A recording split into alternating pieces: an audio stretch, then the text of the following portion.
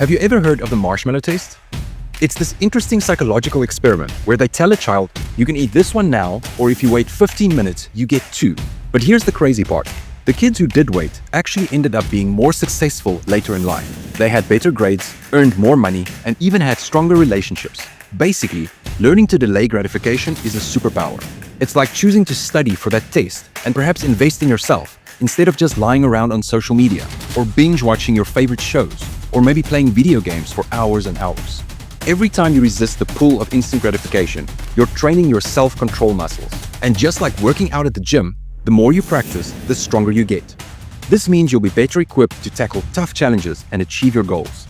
So the next time you're faced with a tempting choice, try saying, nah, I can wait a little bit. Think of the marshmallow test and access the power of delaying instant gratification.